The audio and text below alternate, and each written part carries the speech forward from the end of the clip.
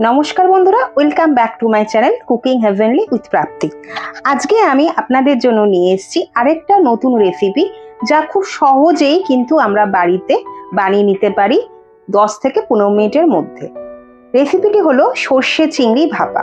তো চলুন বন্ধুরা, দেখে নেওয়া যাক চিংড়ি মাছের এই অনবদ্য রেসিপিটি কত সহজ এবং কম সময় বানিয়ে নেওয়া যায়।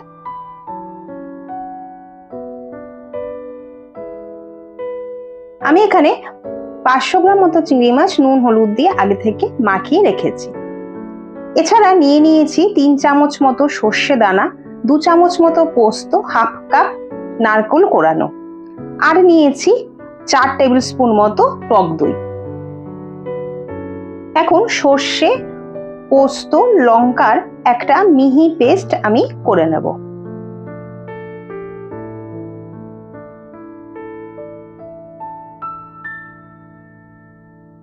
এবারে একটি মাইক্রোওভেন সেভ বলে আমি দিয়ে দেব আগে থেকে ম্যারিনেট করে রাখা চিংড়ি মাছগুলোকে।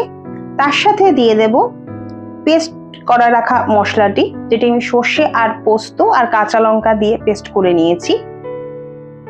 দিয়ে দেব হাফ কাপ মতো নারকেল কোড়ানো।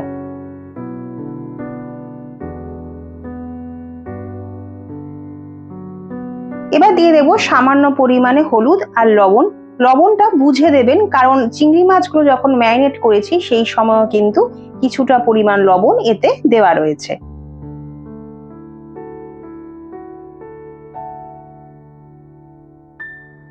এরপর দিয়ে দেব টক দই। আমি আগে থেকে টক দইটাকে সামান্য পরিমাণ চিনি দিয়ে ভালো করে কিন্তু ফেটিয়ে নিয়েছি।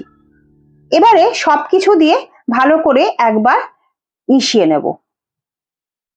ওপর থেকে দিয়ে দিয়েছি 3 থেকে 4টি চিড়ে রাখা লঙ্কা, আর দিয়ে দেব সামান্য পরিমাণ সর্ষের তেল।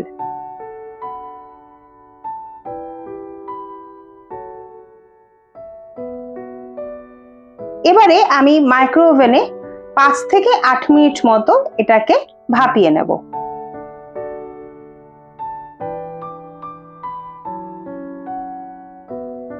দেখুন, আমাদের আজকের রেসিপি সর্ষে চিংড়ি ভাপা নারকেল দিয়ে কিন্তু একদম রেডি। চিংড়ি মাছগুলো কিন্তু খুব সুন্দরভাবেই সেদ্ধ হয়ে গেছে। আমার আজকের রেসিপিটি কেমন লাগলো জানাতে কিন্তু ভুলবেন না।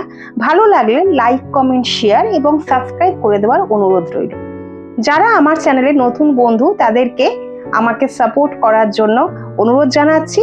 আর যারা পুরনো বন্ধু, তাদের এতদিন পর্যন্ত আমার পাশে থাকার জন্য অসংখ্য ধন্যবাদ। দেখা হচ্ছে আবার নেক্সট কোনো রেসিপি ভিডিওতে। ততক্ষণের জন্য ভালো থাকুন, সুস্থ থাকুন, টাটা।